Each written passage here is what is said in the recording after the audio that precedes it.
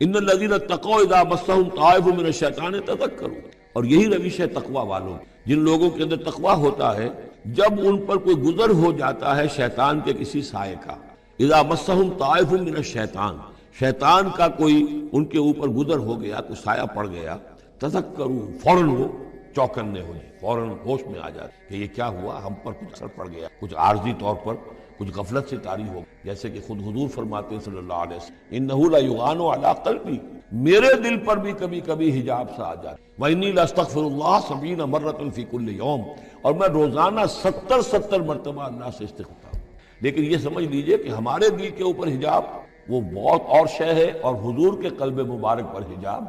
آپ کے قلب مبارک کا حجاب جو ہے وہ ہماری 100 حضوریوں لاکھوں حضوریوں سے بڑھ کر جو ہے وہ حضوری کے درجے میں ہوگا، لیکن جو انٹینسٹی ہے، جو تعلق مع اللہ کی انٹینسٹی ہے، اس میں ذرا سی کمی بھی آ گئی ہے تو اس سے حضور نے تعبیر کیا کہ میرے بھی دل پر کبھی کبھی حجاب آئے، انہ لیغان علی قلب، انٹینسٹی تو کم ہو گئی نا، یہ بجلی جس پاور کی ہے ذرا سی کم ہو جائے گی تو ایک دفعہ تو آپ کو محسوس ہوگا اندھیرا ہو گیا، حالانکہ بجلی ہے، روشنی ہے، اندھیرا نہیں ہوا ہے، لیکن اس کی پاور کم، تو فرمایا کہ انہ لیغان علی قلبی وانی لاستغفر اللہ 70 مرۃ فی اليوم، ان الذین اتقوا اذا مسهم طائف من الشیطان تذکروا، تو فوراً وہ چوکنے ہو جاتے ہیں، یاد کرتے ہیں، فاذا هم مبصرون، اور ان کی آنکھیں، انہیں حقائق نظر آنے لگے، وقتی سا جو سایہ پڑ گیا تھا اس سے وہ فوراً نکل آتے ہیں، واخوانهم یمدونهم، باقی جو شیطانوں کے بھائی ہیں انہیں شیطان گھسیٹ کر لے جاتے ہیں، فی الغی، وہ اس کجی کے اندر وہ گھسیٹتے ہوئے دور تک پہنچاتے ہیں، جیسے بلعم بن باعورہ کو پہنچایا کہ اسے آخری حد تک پہنچا کر دم لیا،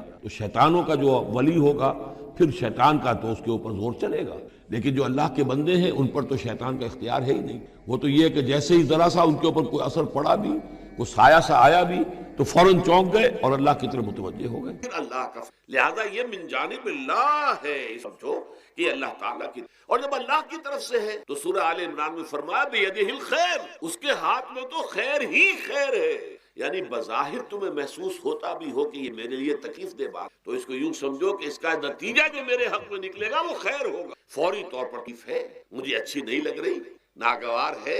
لیکن نتیجہ اس کا خیر نکلے، جیسے بچہ بیمار ہے، ماں اسے دوا پینے پر مجبور کر رہی، کڑوی، وہ تو سمجھتا ہے مجھ پر بڑا ظلم ہو رہا ہے، یا آپ لے گئے اسے ڈاکٹر کے ہاں ٹیکا لگوایا، وہ تو چیخ رہا ہے، رو رہا ہے، لیکن آپ کو معلوم ہے، اور کاش اسے بھی معلوم ہو جائے کہ یہ میرے خیر کے لیے، میرے بھلے کے لیے، اگر اسے یہ معلوم اور محسوس اس کے اندر بہت کمی آ جائے، وہ سہار لے، وہ برداشت کر، اس حوالے سے اس کا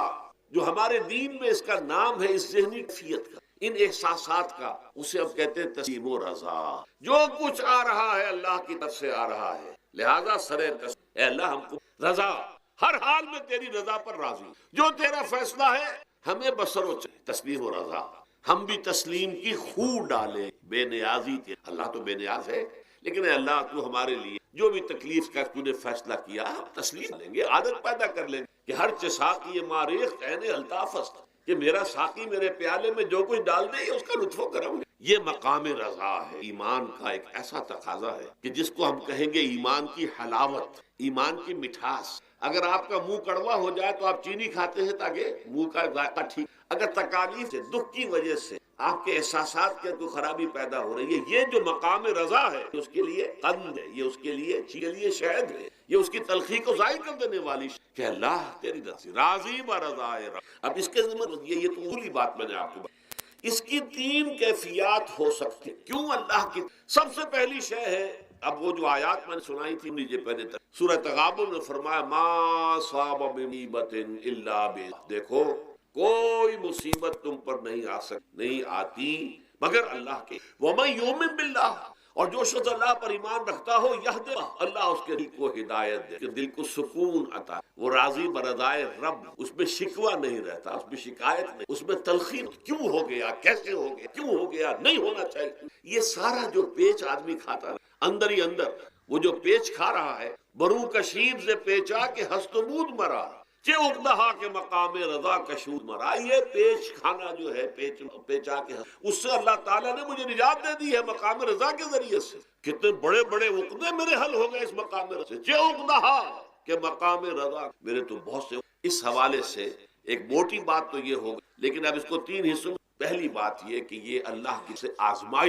آزمائش میرا بندہ اس پر صبر کرتا ہے یا نہیں، یا میرے خلاف بکواس کرنے پر آمادہ، اللہ تو ایسا ہے، اللہ نے تو کبھی کرم کیا ہی نہیں، اللہ تو ظالم معاذ کہیں ایسا میرا بندہ جو ہے تکلیف سمجھ کے کہ اللہ کی طرف سے آئی، یہ صبر یہ بہت بڑی کامیابی۔ اور اس صبر کے نتیجے میں دو اور باتیں، یہ مضامین علیحدہ علیحدہ اس کے اندر آتے رہے ہیں لیکن آج ایک نئے عنوان کے تحت جمع ہو۔ پہلی بات یہ ہوتی ہے کہ یہ امتحان کا نتیجہ کیا نکلا کہ آپ نے ایک امتحان پاس کیا تو آپ کے اگلے درجے میں ترقی، 5ویں کا امتحان پاس کر لیا نا، اب 6ٹھی کا امتحان پاس کریں گے تو 7ویں کا پاس کریں گے تو 8ویں، درجہ بدرجہ انسان کی ایمانی اور روحانی ترقی کا ذریعہ یہ آزمائش میں، جتنا اس میں صبر ہوگا، جتنا اس میں تسلیم و رضا جو ہے آپ حاصل کرتے جائیں گے تو آپ کے درجے بدلے جائیں گے، آپ کا امتحان کڑے سے کڑا آئے گا، بڑے سے بڑا آئے گا، مشکل سے مشکل تر آئے گا۔ ایک وقت میں ایم اے کا امتحان بھی آپ کو ایک وقت میں ہو سکتا ہے پی ایچ ڈی کے لیے تھیسس آپ لکھیں، پھر اس کے اوپر جو ہے ٹیم بیٹھی ہوئی اور آپ سے وہ بحث کرے، جرا کرے آپ سے، وہ بھی کرنا ہوگا۔ لیکن یہ کہ اگر پرائمری ہی میں فیل ہو گئے تو اس کا سوال ہی پیدا نہیں ہوگی کبھی آپ ایم اے کا یا پی ایچ ڈی کا تھیسس۔ اور اسی کو دوسرے انداز میں کہا گیا ہے قرآن مجید، وَلِيُبْلِيَ الْمُؤْمِنِينَ مِنْهُ بَلَاءً حَسَنًا، اصل میں ابلا کہتے ہیں، بلا یبلو جو ہے عربی زبان میں آتا ہے آزمانا، خلق الموت والحیات لیبلوکم ایکم احسن، یہی معنی ابتلا کے بھی، ابتلا یبتلی آزمان، ابلا یبلی جو آتا ہے باب افعال سے، اس میں آتا ہے کسی کو کسی تکلیف میں ڈال کر اس کو نکھارنا، کہ اس کا جوہر نکھر جائے، اس کے اندر جو خیر ہے وہ اور چمک جائے، لوگوں کو بھی معلوم ہو جائے کہ یہ شخص اس مقام کا، اس کے اندر یہ صلاحیت، اس میں یہ قوت تو یہ گویا کہ اہل ایمان کی صلاحیتوں کو نکھارنے کے اور ان کے درجات کی ترقی کے لیے بھی اللہ تعالیٰ دنیا کے مصیبتیں اور امتحانات جو آزمائش کے حوالے سے افراد پر اجتماعی طور اور ایک اس کا اور بھی اہل ایمان پر اس طرح کے ابتلاء و آزمائش کی ایک نوعیت اور بھی، اور وہ یہ ہے کہ جو بھی آپ سے غیر ارادی طور پر یا یہ کہ اپنے گناہ ارادی طور پر بھی کر اللہ تعالیٰ اس کی سزا اسی دنیا میں دے کر آخرت کی سزا سے محفوظ، گویا کہ اس سے بڑا خیر کیا ہوگا؟ یہاں کی سزا کیا ہے؟ جھیل لی آپ نے، بخار آ گیا، ٹانگ ٹوٹ گئی، چلیے 3 مہینے آپ بستر پر پڑے رہے نا، اور کیا ہوا؟ لیکن یہ کہ آخرت کی سزا ملتی بہت، لہذا کفارہ بناتا ہے اللہ، جو بھی گناہ ہو گئے غلطی ان کا کفارہ اللہ تعالیٰ بندہ مومن، اس کا متن مجھے یاد نہیں کہ مومن کا معاملہ عجیب ہے، اسے کوئی تکلیف پہنچتی ہے صبر کرتا ہے، وہ اس کے گناہوں کا کفارہ بن جائے، اور اگر کوئی خوبی ملتی ہے اس پر اللہ تعالیٰ کا شکر ادا کرتا ہے، اس کے درجات بلند، تو یہ معاملہ جو ہے اللہ تعالیٰ کی طرف سے بندہ مومن کے حق میں خیر کہ در حقیقت اس کے ان گناہوں کی پاداش کہ جو اس نے یہاں کر لیے ہیں یہی دنیا میں دے کر دھو دیا جائے، پاک کر، جیسے آپ کو معلوم ہے دھوبی جو ہے کپڑے کو بھٹی میں چڑھاتا ہے، گرم پانی میں ڈالتا ہے تاکہ اس کا میل نکلے، اس کے آگے پٹکتا بھی ہے ذرا اس کو تاکہ وہ میل اچھی طرح چھٹ جائے اس سے۔ اسی طرح اگر دنیا میں ہمارے میل چھٹ جائے، دنیا میں اگر ہمارے گناہ دھل جائیں تو یہ بڑے نفع کا ہے، بڑے نفع کا اعتبار سے آپ غور کی کہ اگر یہ حقائق ہمارے سامنے تو کیا کوئی تکلیف دنیا کی ہمیں بھاری نہیں؟ ہمیں تو بتایا یہ گیا ہے کہ عسیٰ ان تکرہوا شیئا وعسیٰ ان تحبوا شیئا وہو شر واللہ یعلم وانتم لا تعلمون، ہو سکتا ہے کہ تم کسی چیز کو ناپسند کرو، ذرا حال ہے کہ اسی میں تمہارے لیے خیر ہے، تمہیں نہیں پتا، اور ہو سکتا ہے تم کسی چیز کو پسند کرو، ذرا حال ہے کہ اس میں تمہارا شر ہے لیکن تمہیں نہیں معلوم، اللہ یعلم وانتم لا تعلمون۔ تم اس حوالے سے سپردم بتو مایا خیشرات دانی حساب، اے اللہ، اس کو کہتے ہیں یہ سورہ تغابن کے تمام مضامین تفسیر کہ ایمان کے جو باطنی ثمرات ہیں اس میں سب سے پہلے مقام رضا ہے، پھر توکل ہے، آپ محنت کر رہے ہیں، نتیجہ نہیں نکلا، ایک نتیجہ یہ نکلے ایک بچے نے بہت محنت دن رات کام کیا، پھر اب صدمے سے کمر ٹوٹ سکتی ہے، ہو سکتا ہے کہ اللہ تعالیٰ نے اس لیے کہ ہمارے مادی وسائل سے کچھ ہوگا، اللہ کی مرضی سے، یہ ہمارے لیے خاص طور پر اس اعتبار سے بہت اہم نقطہ ہے، ہم سب راہ حق کے مسافر، اپنے بس پڑتے محنت، وقت بھی مال بھی محنت کر رہے ہیں، مشقت کر، لیکن فرض کیجئے جیسا کہ ہے فی الواقع، فرض کیا تو واقع سامنے کی بات ہے، نتائج نکلتے نظر، قدم نہیں بڑھ رہے، ہماری طرف لوگوں کا رجوع عام نہیں ہے، اس پر قطعاً بدل ہونا، یہ اللہ تعالیٰ کی مشیت میں ہوگا، جب وہ چاہے گا تب ہوگا، ہمارا کام یہ کہ اپنا فرض ادا کیے بس، اور نتیجے سے بالکل ذہن کو اپنے منقطع کر لیں، ذہن کا کوئی تعلق آپ کے نتیجے کے ساتھ، یہ جب تک کیفیت ہماری نہیں، ہم اس راہ پر استقامت اور مدام اس کرنا جو ہے وہ ہماری، اس کے لیے میں اگر آپ کے سامنے رکھوں معاملہ کہ حضور صلی اللہ علیہ وسلم کے جو پہلے 10 برس ہیں جب سے آپ کو آغاز ہوا ہے وحی کا، اس کے بعد سے پہلے 10 دن رات کی شدید مشقت، یہاں تک کہ اللہ بھی روک رہا ہے نبی آپ اپنے آپ کو ہلاک کر لعلک باخع نفسک الا یکونوا، کیا آپ اپنے آپ کو صدمے میں ہلاک کر لیے؟ مان نہیں اس قدر صدمہ، لیکن اس کے ساتھ یہ ہے کہ یہ نہیں ہے کہ نتیجہ نہیں نکل رہا تو کام چھوڑ کے بیٹھ جائے، معاذ نتیجہ نہ نکلے تو حضرت نوح علیہ السلام کی عمر بھی اگر حضور کی ہوتی 950 برس بھی حضور دعوت تھا آپ کا فرض۔ حضرت نوح علیہ السلام بھی تو آخر اللہ کے ایک بندے تھے 950 برس، فلبث فیہم 1000 سنۃ الا 50 عاما، یہ تو ہم مانتے ہی نا، اگر قرآن کے اندر نص قطعی صریح الفاظ نہ ہوتے کہ 950 برس، ورنہ یہ بات سمجھ سے بالا تر ہے، عام طور معلوم ہوتا ہے کہ اس دور میں ابھی عمریں زیادہ تھی۔ بہرحال جو میں نے عرض کیا تھا کہ جس سے انسان اس کی ایک قسم وہ ہے کہ جو ہمارے ارادہ اور اختیار سے، اللہ کی مشیت سے، اللہ کے علم سے، اللہ کی اس کے لیے ہمارا کام صرف برداشت، جو شے بھی ہمیں برداشت کی صلاحیت عطا کر دے وہی اس کا علاج۔ جیسے آپ کو معلوم ہے کہ بخار بہت تیز چڑھا ہوا ہے، اس کی دوا نہیں ہے اسپرین یا کوئی اور پیراسیٹامول، بخار کی شدت کو کم کر، وہ کوئی علاج نہیں۔ علاج تو ہوگا اگر معلوم ہو کہ کون سے جراثیم ہے، کسی وجہ سے ہے، اس کا صحیح اینٹی بایوٹک کون سا ہے وہ دیا، وہ علاج ہو، یہ علاج نہیں۔ لیکن اس کی شدت کی کمی اور اس کے اندر جو احساس ہے جھیل جانے کا، وہ انسان کے یہی مضمون آیا ہے سورہ حدید، ما اصاب من مصیبت فی الارض ولا فی انفسکم، یہاں کھول دیا اس کو۔ میں نے عرض کیا تھا نا کہ یہ آفت سماوی بڑے پیمانے پر بھی ہو سکتی ہے، زمین میں یعنی زلزلہ آ گیا، فلڈ آ گیا، طوفان آ گیا، ولا فی انفسکم، خاص تمہاری جان، تمہیں بخار ہو گیا، تمہیں ٹی وی لگ گئی، تمہیں کوئی اور بیماری آ گئی، تمہیں کینسر ہو گیا، معاذ اللہ ہوتا ہے آخر دنیا میں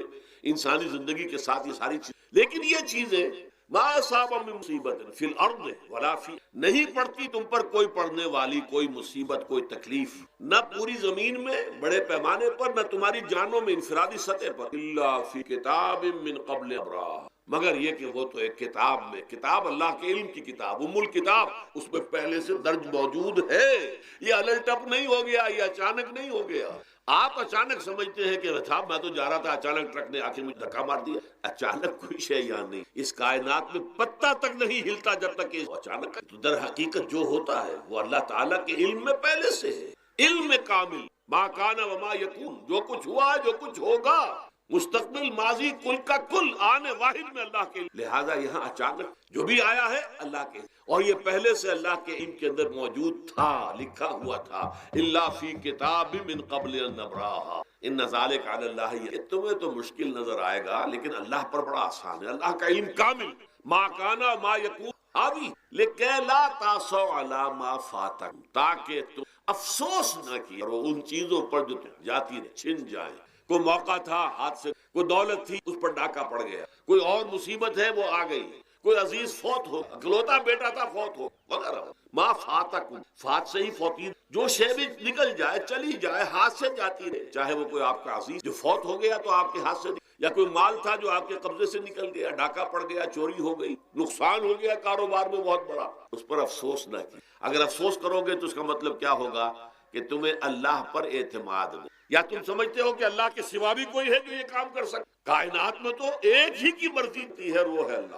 لہذا اگرچہ وہ کسی کے ذریعے سے تکلیف آپ کو پہنچ، کسی نے آپ کو پتھر مارا ہے، وہ پتھر ہو سکتا ہے آپ کو نہ لگتا، لگ گیا ہے تو اللہ کے فیصلے سے لگا ہے، اس کا باپ بھی نہیں پتھر مار سکتا آپ کو اگر اللہ کا، لہذا آپ پتھر مارنے والے کو بھی بنیے، ٹھیک ہے، اس سے بھی قصاص لینے کا آپ کو حق ہے، لیکن یہ جان لیجئے کہ جو آیا ہے پتھر وہ اذن رب سے آیا۔ اب ظاہر بات ہے کہ اگر یہ کیفیت ہو تو غصہ اتنا نہیں ہوگا اس شخص پر کہ جس نے یہ کام کیا، بلکہ ہو سکتا ہے آدمی مسکرا کے رہ جائے، جیسے کہ وہ میں واقعہ سناتا رہا ہوں اپنے، کہ ایک درویش مرش آدمی جا رہا تھا، جو رب کرے سو ہو، جو رب کرے سو ہو، جو رب کرے، کسی شخص نے پتھر اٹھا کر دے مارا، اس کے سر پہ لگ گیا، اس نے کہا مجھے کیا دیکھتے ہو، جو رب کرے سو ہو، یہ تو رب کے مارے، مجھے تو رب کے مارے ہی، لیکن میں دیکھ یہ رہا تھا بیچ میں کس کا منہ کالا ہو، اپنے لیے کس نے ایک گناہ کما لیا، اپنے لیے کس نے ایک مصیبت جو ہے وہ ملی، وہ بیچ میں تم آ گئے ہو، پتھر اللہ کی طرف سے، لیکن اس کا عذاب، اس کا وبال تم۔ بہرحال یہ تو میں نے عرض کیا آپ کے سامنے، وہ چیزیں کہ جو آ جاتی ہیں، وہ تکالیف، وہ مسائل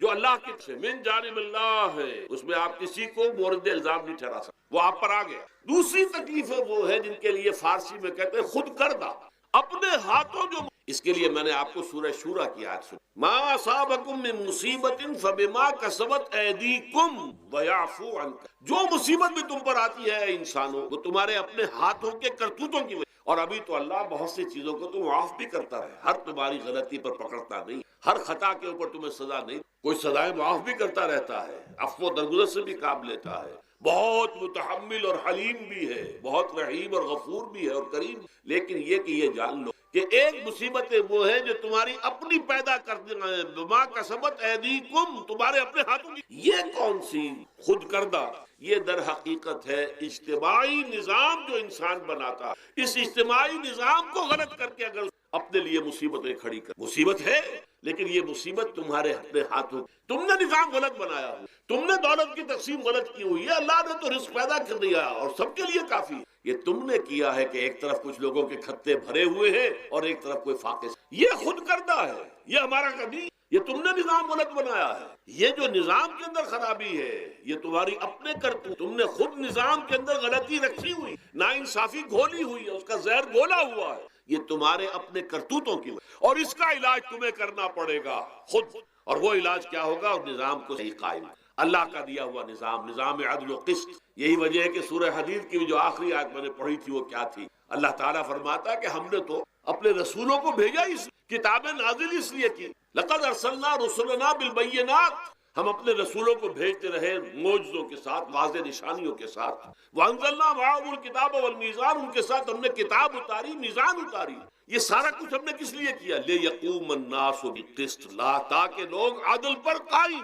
اب اگر تم نے اس عدل کے نظام کو چھوڑ کر اللہ کے دیے ہوئے نظام کو تج کر تم نے خود اپنا نظام بنا لیا، تو ظاہر بات ہے سرمایہ دار جب نظام بنائے گا تو وہ مزدور کے بارے میں اسے تو اپنی مصلحتیں نظر آئیں گی، اس کے سامنے تو اپنا نفع ہوگا، جتنا زیادہ سے زیادہ نفع کما لو، جتنا ان مزدوروں کا خون نچوڑ سکو نچوڑ لو، زمیندار نظام بنائے گا تو وہ بیچارے کاشتکار، مزارے، ہاری مصلحت نہیں، وہ تو کہے گا مجھے اپنے بچوں کو انگلستان بھیجنا ہے تعلیم، مجھے اپنے لیے جو ہے اسلام آباد میں بھی بنگلہ بنانا ہے اور پری میں بھی بنانا ہے، اور پھر مجھے تو ایئر کنڈیشن بنگلے چاہیے ہر جگہ پر، وہ تو اپنے مصلحت کو، وہ غریب کے ساتھ کیا بیتے جو دن رات کی محنت اور مشقت کر رہا ہے، جس نے ہل چلایا ہے، جس نے بیج ڈالا ہے، جس نے پانی دیا ہے، جس نے فصل کی دیکھ بھال کی ہے، جس نے پھر فصل کاٹی ہے، اس کے لیے تو بمشکل 2 وقت کا گزارا، وہ بھی بمشکل، اور اس کے علاوہ نہ اس کے بچے کے لیے علاج معالجے کی کوئی، نہ اس کی اولاد کے لیے تعلیم کی کوئی قابل، لیکن یہ کہ اسی کی محنت نتیجے میں عیش اڑا رہا ہے وہ زمیندار اور جاگیردار،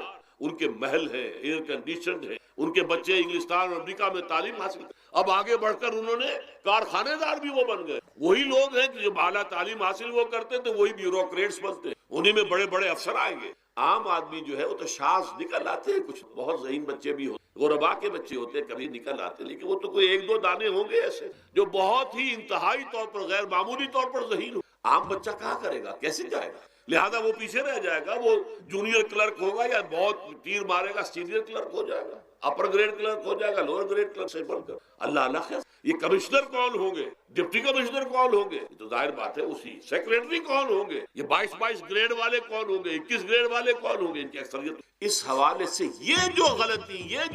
یہ دکھ تمہارا اپنا پیدا اور خود کردہ رہا، علاج اس کا علاج اور کچھ نہیں ہے جب تک کہ تم خود اپنے طرز عمل کو، اب یہ جو دکھ ہے میں اس میں سے چند کو آپ کے سامنے گنوانا چاہتا ہوں، دیکھیے سب سے پہلا دکھ جو دنیا میں انسان نے خود پیدا سماجی سطح پر، یہ پیدائشی طور پر نیچ ہے، اور یہ پیدائشی طور پر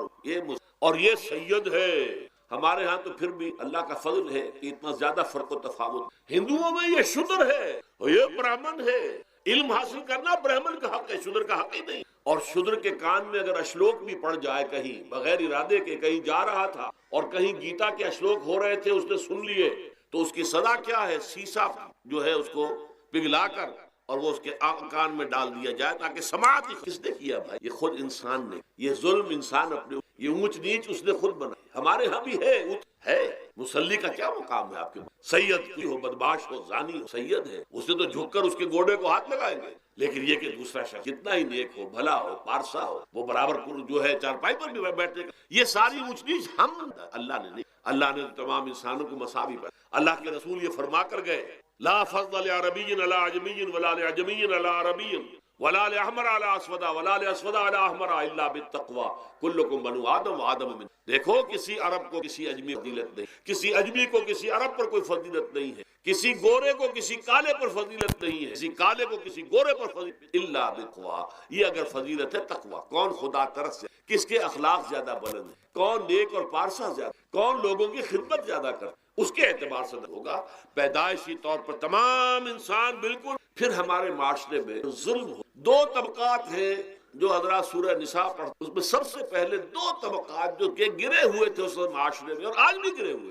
ایک یتیم اور ایک عورت. ان دونوں کے لیے ابتدائی سے نساء کے اندر جو ہے احکام آئے تو ان کے بارے میں یتیموں کو ان کا مال ہڑپ کر ان کو دھکے دے. ارأیت الذی یکذب بالدین فذلک الذی یدعو الیتیم ولا یحض علی طعام المسکین. تم نے کبھی غور کیا اس شخص پر جو کہ جزا و سزا کا منکر ہے؟ وہی ہے کہ جو یتیم کو دھکے دیتا. یتیموں پر سن، وہ آپ کے معاشرے میں پستے ہٹتے ہیں، ان کا کوئی والی وارث کی طرف سے کوئی پوچھنے والا نہیں، کوئی بولنے والا نہیں. اور پھر یہ کہ اگر اس کا باپ کو مال چھوڑ گیا ہے تو وہ چچا کھا جائیں گے، کوئی اور ولی کھا جائیں گے، ختم دیں گے، ہڑپ کر. جس پر قرآن مجید کہتا ہے کہ ان الذین یاکلون اموال الیتامی ظلما انما یاکلون فی بطونہم نارا. یقیناً وہ لوگ جو یتیموں کا مال ناحق ہڑپ کرتے ہیں وہ اپنے پیٹوں میں آگ کے انگارے بھر رہے ہیں. وَسَيَصْلَوْنَ سَعِيرًا. اور یہاں تو دنیا میں جو آگ کے انگارے ہیں وہ محسوس نہیں ہو رہے،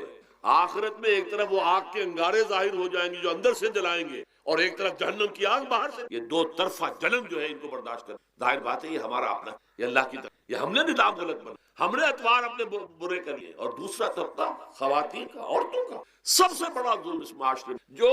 بچپن ہی سے احساسات کے اوپر ایک بوجھ بن جاتا ہے بچیوں کہ بیٹے کو افضل سمجھتے ہیں، بیٹی جو ہے گھٹیا سمجھتے. اس قدر نہ، اس قدر نہ،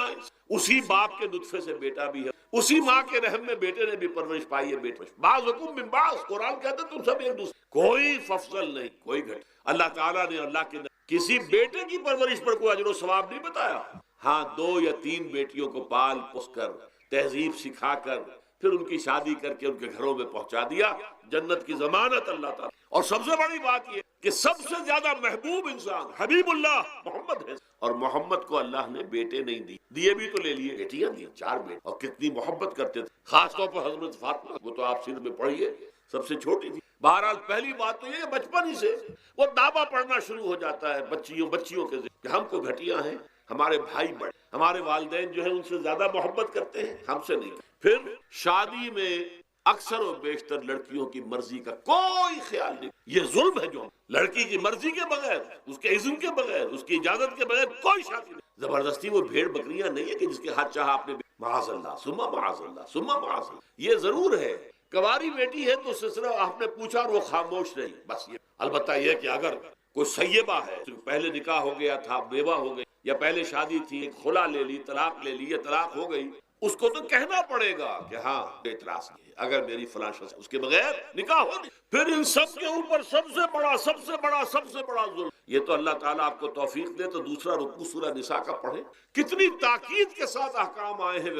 وراثت مما قل منہ او کثر، چاہے زیادہ مال کسی نے چھوڑا ہو چاہے تھوڑا سا چھوڑا ہو، لیکن وراثت کے احکام جو ہیں ان کو نافذ کرنا ہوگا. نصیبا مفروضا، یہ اللہ کی طرف سے حصے ہیں جو مقرر کر دیے گئے ہیں. لیکن ہمارے معاشرے میں کون ہے جو بیٹیوں کو دینے کو تیار ہو اور بہنوں کو مجھے تو حیرت ہوئی. مالا کنڈ میں آپ کو معلوم ہوگا ایک دفعہ بڑی تحریک چلی تھی نفاذ کی. مولوی صوفی محمد صاحب بڑے نیک آدمی ہیں، بہت، اس میں کوئی شک نہیں. 80,000 کا مجمع لے کر، جلوس لے کر وہ چل پڑے تھے اسلام آباد کی. جیسے ابھی اکرم آوان صاحب نے دھمکی دی تھی کہ 3 لاکھ میرے پاس ہیں، لیکن وہ 3 لاکھ میں سے وہ تو ان کے ہاں جمع جو ہوئے مختلف 5 سے 6 ہزار آدمی جمع ہوا تھا. لیکن یہ تو 80,000 کو مالا کنڈ سے دے کر اور دریائے اٹک تک تو پہنچ گیا تھا. اللہ کا 80,000 کا وہاں روکا گیا. لیکن ان سے بھی جب میں نے جا کر بات کی کہ مولانا شریعت آپ نافذ کروانا چاہتے ہیں لیکن کیا آپ بچیوں کو بھی وراثت کا حق دینے کو تیار ہیں؟ کیا نہیں، یہ تو رواج کا معاملہ، لا حول ولا قوت. اگر یہ رواج کا معاملہ ہے تو باقی چیزیں بھی رواج کی ہے. پھر شریعت بدل چکی ہے، اب شریعت کا رواج نہیں رہا، ساری شریعت چھوڑ دیجیے آپ. لیکن ان کی نیکی کے پہلے توجہ کبھی ان کی، لیکن میری یہ بات جو ہے ان کو لگ گئی۔ اگلی مرتبہ جب ان سے ملنے گیا تو انہوں نے کہا کہ اب میں نے بیعت کی ہے لوگوں سے کہ وہ اپنی بیٹیوں کو بھی حق دیں گے وراثت، لیکن یہ کہ اس وقت تک انہوں نے کہا تھا ابھی کل 28 آدمی، وہ 80,000 سے بیعت یہ لینی آسان کام نہیں، 80,000 کو جوش دلا کر شریعت کے نام پر لا کر ٹکرا دینا یہ آسان کام ہے، لیکن 80,000 سے یہ بیعت لینا کہ پورے شریعت پر عمل کریں گے، یہی تو وجہ ہے۔ ہمارا قافلہ اگر سست گام ہے تو کیوں ہے؟ ہم یہ کہتے ہیں کہ پہلے میدان میں آنے سے پہلے اپنی ذات پر، اپنے گھر میں دین نافذ کرو، پھر باہر اپنی معاش اور اپنی معاشرت پر اسلامی شریعت نافذ، پھر باہر آ کر اسلام کا نعرہ لگانے کا تمہیں پہنچتا ہے۔ اگر تمہاری اپنی ذات پر دین نافذ، چہرے پر 12 بجے ہوئے، اللہ تعالیٰ کی نبی کی سنت کا کہیں آثار دور دور تک نظر نہ آ رہے، روزانہ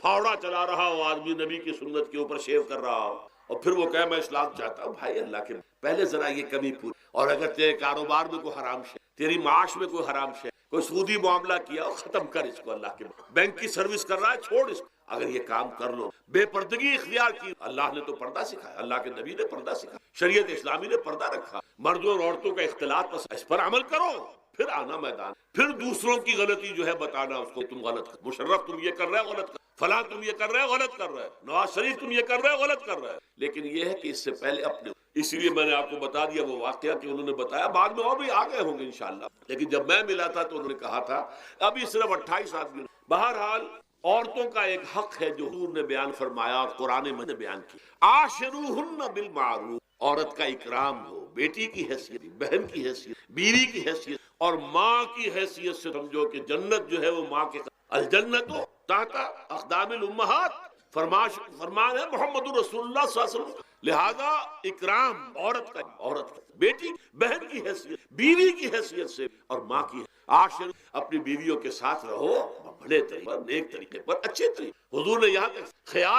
خیارکم لأہلی وانا خیرکم، دیکھو مسلمانوں، اے میرے صحابیوں، تم میں سے بہتر لوگ وہ ہیں جو اپنے گھر والوں کے حق نرمی کرتے ہیں۔ عورت کے بارے میں یہ بھی فرمایا، ایک مرتبہ سواری تیز دوڑا رہے تھے، اونٹ کو لے کے جانے والے تھے، جبکہ ہودج میں کچھ خواتین، حضور نے فرمایا دیکھو نہ یہ نگینے ہیں جو سوار ہیں، ان کو زیادہ دھکے نہ لگواؤ تیز اونٹ چلا کر، ان کے ساتھ نرمی ہو، ان کے ساتھ دیکھی، ان کے احساسات کا خیال رکھا جائے، ان کے ساتھ زیادتی مار پیٹ کا کیا سوال، معاذ اللہ، ان کے ساتھ جو ہے عاشروہن بالمعروف، بھلے طریقے پر گزارا کر۔ یہاں تک فرمایا ہو سکتا ہے کہ تمہاری بیوی جو ہے تمہاری نگاہوں سے گر جائے، اب آپ کے دل میں اتنی محبت نہیں، لیکن اللہ فرماتا ہے دیکھو ہو سکتا کہ اس میں کوئی پہلو ایسا ہو،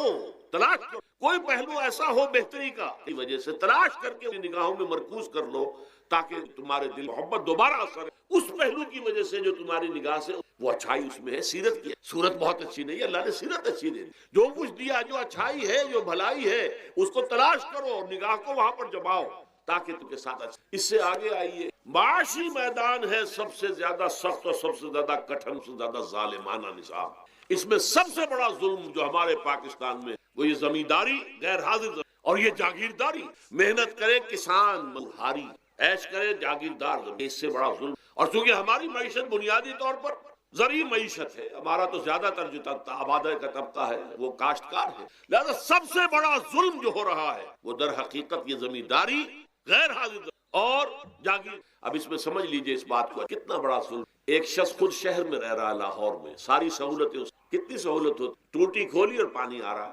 دیہات میں جا کے بیچارے کاشتکار کو معلوم ہو سکتا ہے کہیں سے دور سے پانی کھینچ کر لانا پڑتا ہو، کہاں اسے یہ سہولت ہے کہ ٹوٹی کا کان مروڑا اور پانی حاضر، کہاں یہ سہولت ہے کہ بجلی کا بٹن اوپر سے نیچے کیا اور بکار، یہ ساری سہولتیں بھی لے رہا ہے اور وہ تنخواہ بھی لے رہا ہے کوئی، یا کوئی کاروبار بھی کر رہا ہے، اور ایک زمین اس کے پاس ہے، فلاں ضلع میں میرا رقبہ ہے، اس رقبے پر جو کاشت کر رہا ہے آ کر اس کی کمائی میں، اس کی فصل میں سے آدھا بٹا کر لے، کیا پہنچتا؟ یہ مزارعت جو ہمارے ہاں جس کو جائز قرار دے دیا گیا، یہ دور ملوکیت میں جائز قرار دیا، بادشاہت جو ہے وہ چلتی تھی، جیسے آپ نے کن کھجورا دیکھا ہے نا، اس کے بہت سی ٹانگیں ہوتی ہیں، کن کھجورے کی کتنے پاؤں ہوتے ہیں؟ سینکڑوں۔ ایسے بادشاہوں کے یہ پاؤں ہوتے تھے، جاگیردار، 3,000 منصبدار، 5,000 منصبدار، 20,000 منصبدار، 30,000 منصبدار، یہ جاگیر، بڑے بڑے علاقے ان کے پاس ہے۔ اب ظاہر بات ہے کہ وہ خود تو کاشت نہیں کر سکتے، انہیں تو مزارع چاہیے، لہذا مزارعت کے جائز فتویٰ دیا گیا۔ جب اسلام میں بادشاہت آ گئی، ملوکیت آ گئی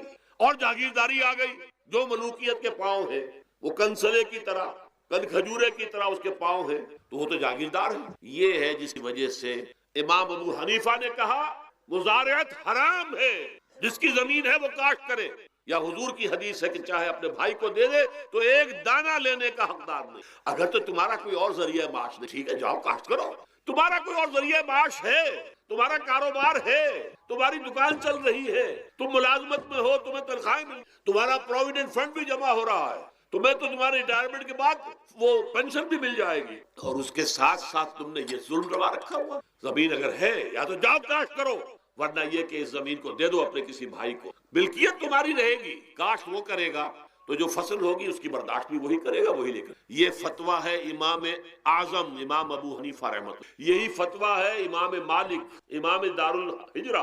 امام مدینہ امام مالک دونوں کا. اور عظیم ترین یہی دو ہیں، اولین بھی یہی دو ہیں، عظیم ترین بھی یہی دو. امام شافعی بھی شاگرد ہیں امام مالک، امام احمد ابن حنبل شاگرد ہیں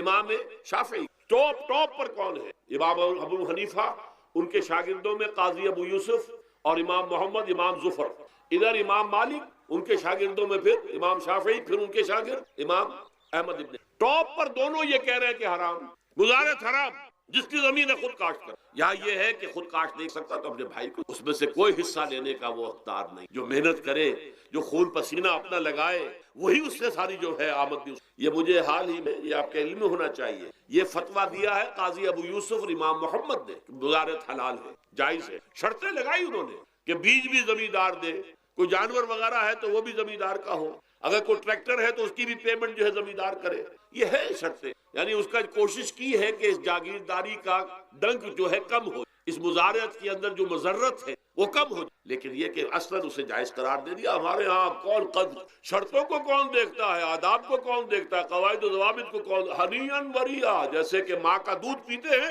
ایسے ہی یہ مزارعت کی جو آمدنی ہے اس کو کھا رہے ہیں. حرام ہے، حرام ہے. حال ہی میں ابھی ملاقات ہوئی میری مولانا زاہد الراشدی صاحب، آپ کے بہت قریب گجرانوالے میں جو اس کی سب سے بڑی مسجد ہے اس کے خطیب ہیں. انہوں نے بتایا ملا علی قاری نے بھی یہ لکھا، جو بہت بعد کے حنفی جو ہے وہ فقیہ، کہ دلائل تو وہی ہیں جو امام ابو حنیفہ نے دیے ہیں، دلائل تو کے ساتھ ہیں، لیکن مصلحت ہے جو اس کے تحت یہ فتویٰ دیا. یہاں تک کہ مولانا شبیر احمد عثمانی کے ساتھ دستے راز سمجھ لی ظفر احمد عثمانی رحمۃ اللہ علیہما، انہوں نے بھی یہ لکھا کہ دلائل تو امام صاحبی کی رائے کے حق میں، لیکن یہ کہ ہمارے ہاں تقلید کا ایسا ایک قلادہ گردنوں میں ڈال دیا گیا ہے. کیونکہ ہمارے بزرگوں نے فتویٰ دے دیا، قاضی ابو یوسف نے امام اور قاضی اور امام محمد نے، لہذا فتویٰ تو. میں نے ان سے بات کی اور ان کا ڈٹ کر میں نے کہا میدان میں آئیے، ناکام کی. جب تک یہ مزارعت ختم نہیں ہوتی ہے، جب تک جاگیرداری اور زمینداری ختم نہیں ہوتی ہے، اس ملک میں کوئی سیاست صحیح آئی نہیں. یہ سیاست تو وڈیروں کا، جاگیرداروں کا،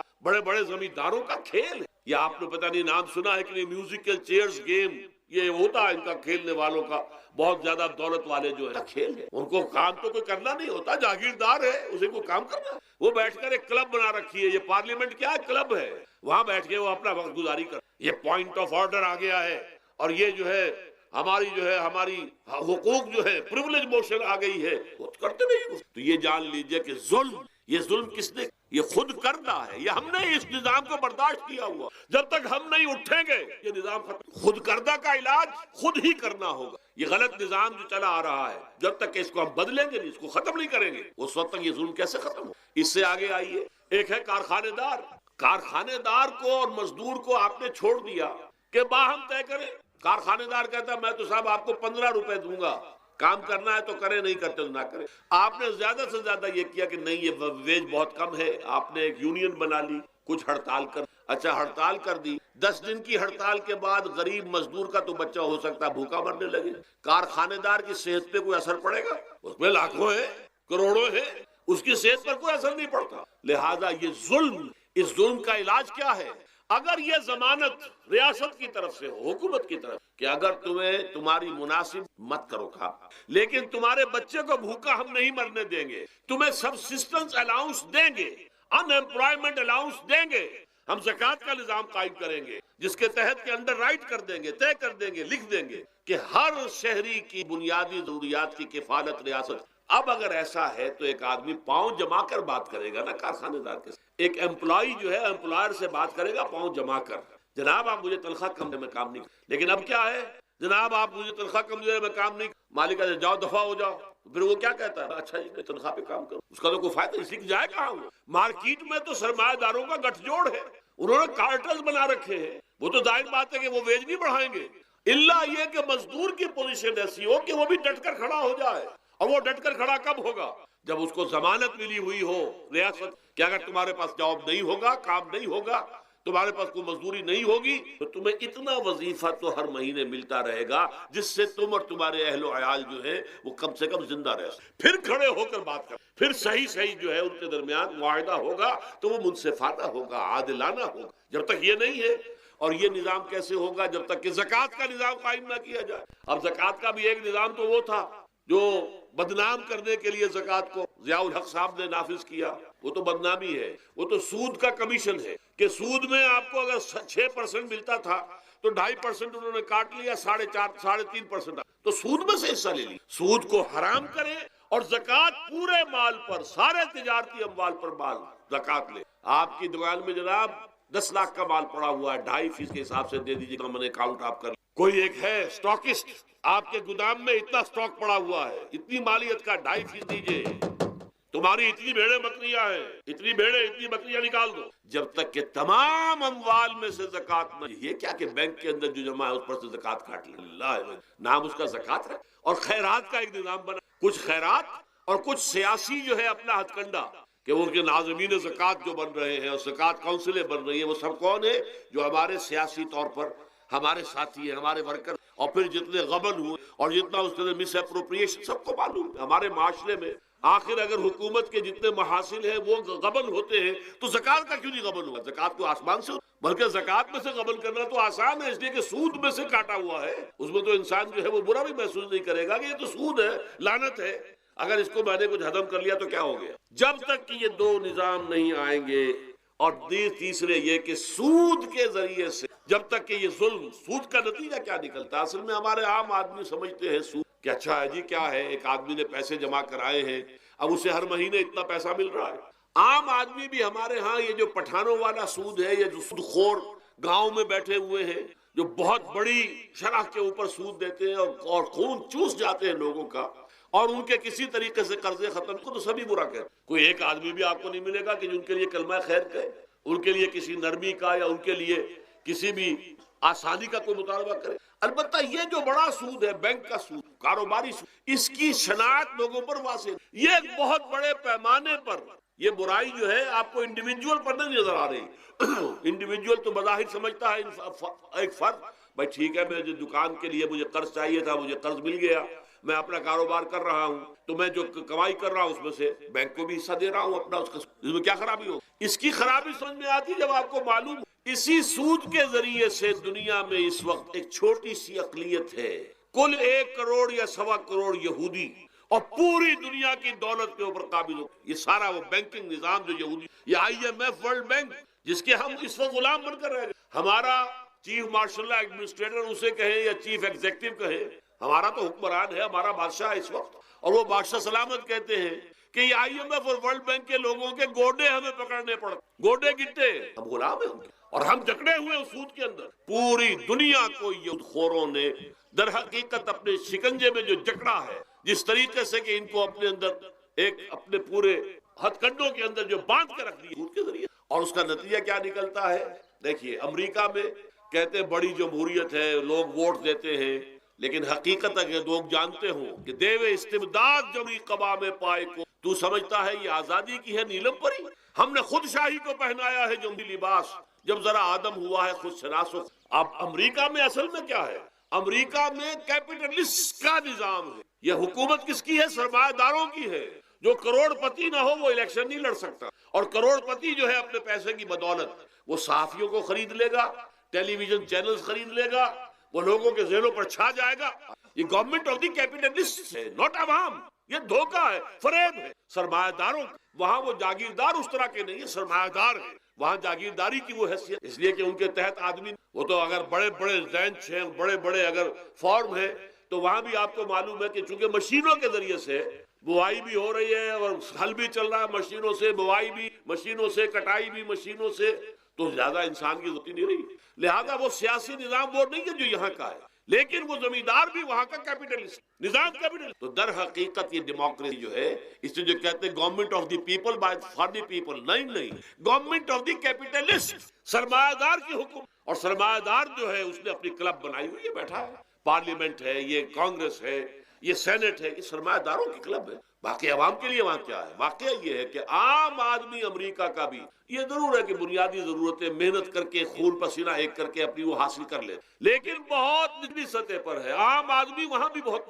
اور ایسے لوگ ہیں معدود گنتی والے جو 50 بلین کا ایک چیک لکھ، وہ سب یہودی. House of Rothschild, house of Goldsmiths, یہ سٹی بینک جو یہاں بھی آ گیا ہے اپنی ساری گندگیاں پھیلانے کے لیے، سٹی ہاؤسز اور سٹی کار، یہ کیا ہے؟ یہ جکڑ لینا ہے آپ کو. آپ کو ذرا سا دھوکہ دیا، جاؤ جی لے لیجیے کوٹھی لے لیجیے، ہم آپ کو قرض دیتے ہیں. آپ پھول گئے اتنی بڑی کوٹھی کا میں مالک ہوں. اب جب اس کا قرض دینے کے چکانے کا معلوم ہوا کہ میں تو غلام ہو کر رہ گیا ہوں، جو کماؤں وہ سارا کا سارا ان کی قسط کے اندر چلا. اور اگر خدا نہ خواستہ کہیں ڈیفالٹ کر گیا تو جتنا میں نے دیا تھا وہ بھی ہضم، اور مکان وہ ضبط کر کے اور نیلام کر. اللہ. لیکن وقتی طور پر ذرا سا دھوکہ جو ہو جاتا ہوں، دیکھو اتنی بڑی کوٹھی کا میں مالک ہوں، دیکھو اتنی لمبی کار میرے پاس، دیکھو فلاں شے میں نے حاصل، لیکن اس کا نتیجہ جو نکلتا ہے وہ تو وہاں والوں سے جس طریقے سے کہ وہ غلام بن، وہ مزدور بن کر رہ جاتے. جیسے بھٹوں میں آپ نے دیکھا ہے، بھٹوں میں جو مزدور ہوتے ہیں وہ بکے ہوئے ہوتے ہیں، وہ غلاموں کی طرح ہوتے ہیں. ان کو بلکہ لوگ ایک دوسرے سے خرید کر لے کر جاتے ہیں. ایک بھٹے والا آتا ہے اور دوسرے بھٹے کی جو مزدور جو غلام ہے ان کو وہ وہاں کی پیمنٹ کر کے اور لے جاتے. وہ بالکل ان کے سرس کی طرح ہیں، ان کے غلاموں کی طرح. یہ ساری جو میں نے آپ کے سامنے گنوائی ہے، یہ در حقیقت نوع انسانی کو جو تقسیم کیا گیا، انگریزی میں آپ کہتے ہیں ہیوز اور ہیو ناٹس. قرآن نے اس کے لیے کیا لفظ استعمال کیا؟ محرومین اور مترفین. اور ان مترفین کی وجہ سے اللہ کا عذاب آتا رہا. ان کے گلچھرے ابھی بسنت منائی، کس نے منائی؟ یہ لکھپتی کروڑ پتی ہیں، انہوں نے عیش کی، راتوں کو نیند حرام کی ہے لوگوں، یہ بسنت منا رہے ہیں. کیا ہو رہا ہے؟ در حقیقت یہ وہی ہے مترفین.